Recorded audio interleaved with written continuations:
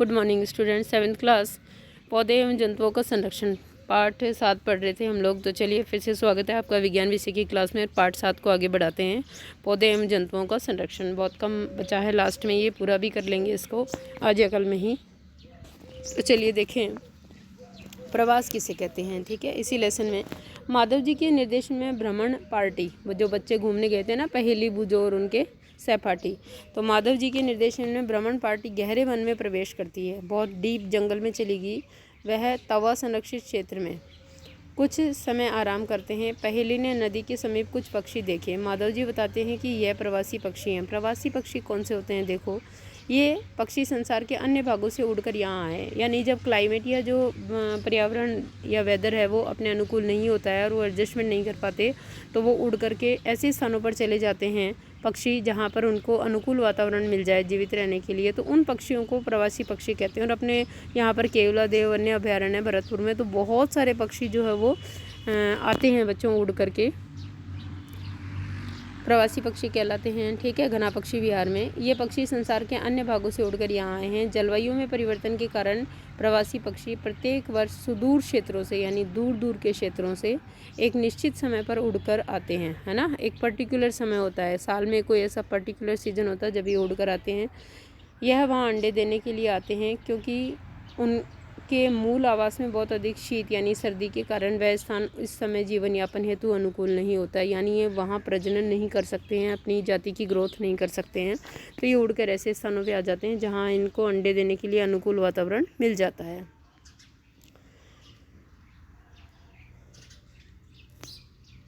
ऐसे पक्षी जो उड़कर सुदूर क्षेत्रों तक लंबी यात्रा करते हैं, सुदूर यानी बहुत दूर, प्रवासी पक्षी कहलाते हैं। तो अभी समझ में आया आपको प्रवासी पक्षी किसे कहते हैं। तो होमवर्क में प्रवासी पक्षी किसे कहते हैं यहाँ से करेंगे आप, जैसा कि पहले ने कक्षा 7 में पढ़ा था।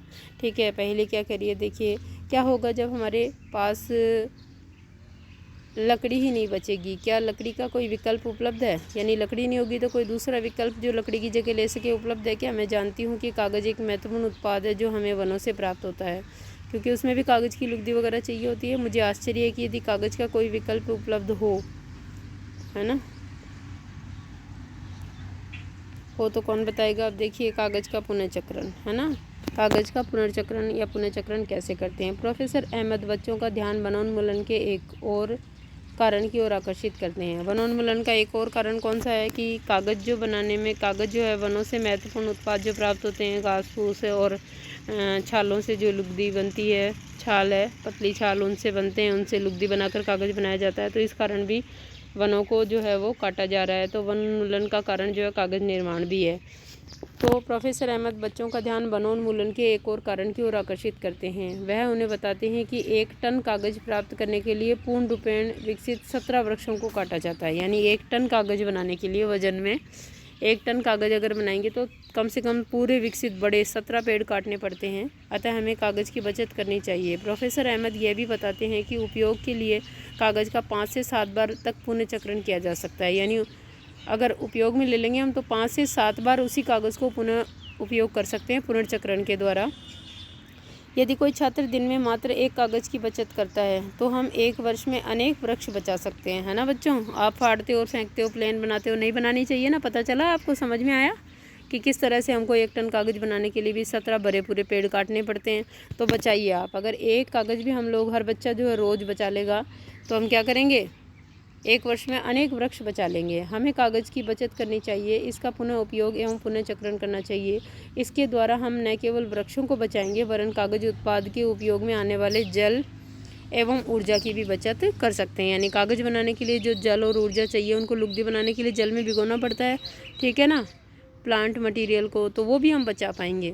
इसी के साथ साथ कागज़ उत्पादन के उपयोग में आने वाले हानिकारक रसायन में भी कमी आ जाएगी। और कुछ रसायन डालते हैं कागज़ बनाने के लिए तो वो बहुत हानिकारक होते हैं, तो उनका यूज़ ही नहीं करेंगे, कागज़ बनाएंगे नहीं, तो उसमें भी बचत हो जाएगी। क्या वनोन्मूलन का कोई स्थायी हल है? जो पूछ रहा है क्या वन उन्मूलन का कोई स्थायी हल है, तो देखिए पुनर्वनारोपण, ठीक है ना, पुनर्वनरोपण, ठीक है। देखो पुनः अगर हम लोग वन रोपण करें, पुनर्वनारोपण, अगर हम लोग पुनः वनों को रोपें, यानी कैसे रोपेंगे, वृक्ष लगाएंगे तो पुनः वन बन जाएंगे। तो इसीलिए यहाँ पर ये टॉपिक जो है वो क्या है, पुनर्वन रोपण। पुनर्वन रोपण कैसे करेंगे? प्रोफेसर अहमद का सुझाव है कि वनोन्मूलन का उत्तर जो है वो पुनर्वन रोपण है। पुनर्वन रोपण में काटे गए वृक्षों की कमी पूरी करने के उद्देश्य से नए वृक्षों का रोपण करना चाहिए। यानी किसी भी उपयोग के लिए हमने अगर वृक्ष काट लें और हर आदमी ये प्रण कर ले, हर इंसान, कि काटे गए एक वृक्ष की जगह मुझे 2 लगाने हैं, तो कभी भी वन उन्मूलन नहीं होगा, वनों का विनाश नहीं होगा, वन खत्म नहीं होंगे, न ही जैव विविधता खत्म होगी। ठीक है बच्चों, तो यही एक स्थायी समाधान है कि अगर एक वृक्ष काटो तो 2 लगाओ, जिससे क्या हो जाएगा, वनों का जो है पुनर्वन रोपण हो जाएगा, वन रोपण हो जाएगा, क्योंकि वृक्षों से ही वन बनते हैं। नए वृक्षों का रोपण करना है। रोपण करने वाले वृक्ष सामान्यतः उसी स्पीसीज यानी उसी जाति के होने चाहिए जो आपने काटा है वहाँ से, जो उस वन में पाए जाते हैं। हमें कम से कम उतने वृक्ष तो लगाने ही चाहिए जितने हम कटवाते हैं। प्राकृतिक रूप से भी वन का पुनर्रोपण जो है पुनर्वन रोपण हो सकता है यदि वनोन्मूलित क्षेत्र को अबाधित छोड़ दिया जाए। देखिए, मान लीजिए हमने वन है, उस कुछ वृक्ष काट लिए हैं, यदि उसको अबाधित रूप से छोड़ देंगे हम लोग, उसमें बार बार इंटरफेयर नहीं करेंगे, बार बार नहीं जाएंगे दखल अंदाजी करने, तो वहाँ उन्हीं वृक्षों के बीजों से, बचे हुए वृक्षों के बीजों से अपने आप ही कुछ वृक्ष ऐसे उग जाएंगे और पुनः उन पेड़ों की पूर्ति हो जाएगी जो हमने काटे हैं, हमारे द्वारा काटे गए हैं, किसी कारण नष्ट हुए हैं, पुनः भरपाई हो जाएगी उसकी। यदि वनोन्मूलित क्षेत्र को आबादी छोड़ दिया जाए तो यह स्वतः पुनर्स्थापित हो जाता है। प्राकृतिक पुनर्वन रोपण में मानव गतिविधियों का कोई स्थान नहीं होता, यानी अपने आप, जैसे आप देखो नीम का वृक्ष है, अगर आप उसको छोड़ दिया, बारिश का सीज़न आएगा तो निम्बोलियाँ जितनी नीचे गिरती है लगभग सभी उग जाती हैं। ठीक है, उनमें अगर पानी वगैरह मिलता रहे अपने आप उनको, तो उनसे वृक्ष बन जाएंगे कुछ। ठीक है, तो ये प्राकृतिक रूप से पुनर्वन रोपण हो गया और इसमें हमारा कोई स्थान नहीं है। हम अपने वनों को अब तक बहुत अधिक नष्ट कर चुके हैं। यदि हमें अगली पीढ़ी के लिए हरी संपदा बनाए रखनी है तो अधिक वृक्षारोपण ही एकमात्र विकल्प है। देखो, बहुत ज़्यादा नुकसान कर दिया हमने वनों को। अगर आने वाली पीढ़ियों को भी दिखाना है कि वन क्या चीज़ होते हैं, तो हमें जो है वो इसी तरह से क्या करना पड़ेगा, अधिक से अधिक वृक्ष लगाने पड़ेंगे। प्रोफेसर अहमद ने उन्हें बताया कि भारत वन संरक्षण अधिनियम है, इस अधिनियम का उद्देश्य प्राकृतिक वनों का परिरक्षण और संरक्षण करना है। भारत में जो वन संरक्षण अधिनियम बना हुआ है उसके तहत वृक्षों को बचाना, ठीक है, और वनों को वापस डेवलप करना, यही उसका मुख्य उद्देश्य है। संस्था है एक ये, ठीक है, प्राकृतिक वनों का परिरक्षण और संरक्षण करना है। साथ ही साथ ऐसे उपाय भी करना है जिसमें वन में और उसके समीप रहने वाले लोगों की आधारभूत आवश्यकताओं की पूर्ति हो सके, और ऐसा एनवायरनमेंट उपलब्ध करना है कि आसपास रहने वाले लोगों को बहुतायता से उनकी ज़रूरतें आराम से पूरी हो जाएं, ताकि वो वन नहीं काटें। कुछ समय विश्राम करने के पश्चात माधव जी ने बच्चों को वापस चलने को कहा, क्योंकि सूर्यास्त के पश्चात वन में रुकना ठीक नहीं है। वापस आने के बाद प्रोफेसर अहमद एवं बच्चों ने इस उल्लासपूर्ण अनुभव के लिए माधव जी का आभार व्यक्त किया। तो इस तरह से आपने देखा पहेली और बुजों ने किस तरह से जो है वो प्राकृतिक क्षेत्रों का भ्रमण किया और उसमें क्या क्या देखा, ठीक है ना, क्या क्या चीज़ें आपको भी बताई उन्होंने देख करके। आप भी संभवतः कभी पिकनिक या टूर पे गए होंगे, स्कूल की साइड से या माता पिता की साइड से, पहाड़ी इलाके में या कहीं रेगिस्तान में, ठीक है, वहाँ पर आपने जो वनस्पति पाई जाती है उसमें भी अंतर देखा होगा कि किस तरह से जो अनुकूल परिस्थितियाँ होती है जहाँ की, उसी के अनुकूल जो वृक्ष सहन कर पाते हैं उस चीज़ को वहाँ उगते हैं। जैसे आपने पहाड़ी क्षेत्र में देखा होगा कि कितने लंबे लंबे वृक्ष जो हैं वो होते हैं, बहुत ऊँचे ऊँचे वृक्ष होते हैं, इमारती लकड़ी होती है, जहाँ पे घना जो कहना चाहिए कि जहाँ पे उष्णकटिबंधीय क्षेत्र हैं या वर्षा होती रहती है साल भर और बहुत ह्यूमिडिटी होती है, वहाँ पर घने सदाबहार वन पाए जाते हैं, ठीक है ना।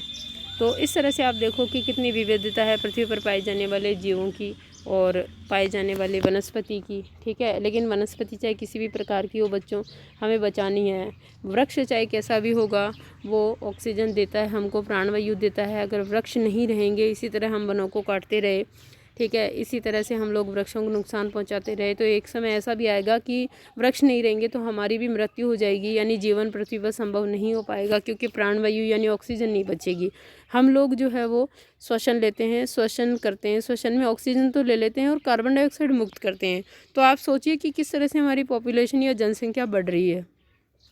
ये जनसंख्या जब बढ़ेगी तो बढ़ते बढ़ते कितनी ऑक्सीजन बढ़ जाएगी, कितनी मात्रा बढ़ जाएगी ऑक्सीजन की मात्रा बढ़ेगी तो कार्बन डाइऑक्साइड गैस चूँकि भारी होती है तो पर्यावरण में के अंदर क्या हो जाएगा, पर्यावरण के अंदर ये एक कंबल की तरह, घने कंबल की तरह काम करेगी और वैश्विक उष्णन होगा, यानी विश्व के औसत तापमान में या पृथ्वी के औसत तापमान में वृद्धि हो जाएगी। अभी कितनी तेज़ धूप हो गई है, धूप सहन नहीं कर पाते, जलाने वाली धूप होती है, तो इस तरह से अल्ट्रावायलेट रेज जो है वो पृथ्वी पर सीधे पहुंचेंगी और कई तरह की बीमारियां अभी हो रही हैं, इनसे भी भयावह बीमारी और स्थिति होगी। तो ये बहुत ज़रूरी है कि हम लोगों ने आज तक जो गलतियां करी है उनका सुधार करने का एक ही बस तरीका है, पुनर्वन रोपण।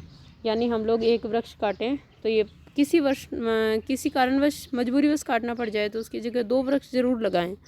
2 वृक्ष लगाएंगे, दोनों लगे तो बहुत अच्छी बात है, वरना एक तो लगेगा ही लगेगा उनमें से। तो इस तरह से हमारे द्वारा काटी गई जो वन संपदा है उसका पुनर्भरण हो जाएगा। इसके साथ साथ वनों से मिलने वाले जो उत्पाद हैं जिसके लिए हम वृक्षों पर निर्भर करते हैं तो उनको मितव्ययता से उपयोग करें, ठीक है, जितना ज़रूरी हो उतना ही उपयोग करें ताकि हम लोगों को ज़्यादा ज़्यादा क्षेत्र से या ज़्यादा वनों से वृक्ष काटने की आवश्यकता नहीं पड़े, जैसे कागज़ है, ठीक है, और है गम, रेजिन, गोंद है। तो ओके स्टूडेंट्स, ये आज का वीडियो था। यहाँ से आप लोग कागज़ का पुनर्चक्रण कैसे करते हैं ये करेंगे, ठीक है, प्रवासी पक्षी किसे कहते हैं, क्यों आते हैं वो एक स्थान से दूसरे या सुदूर क्षेत्रों में उड़ करके, तो ये दोनों प्रश्न यहाँ से आप होमवर्क के तौर पे करेंगे। ओके स्टूडेंट्स, बाकी लेसन आपका कल के वीडियो में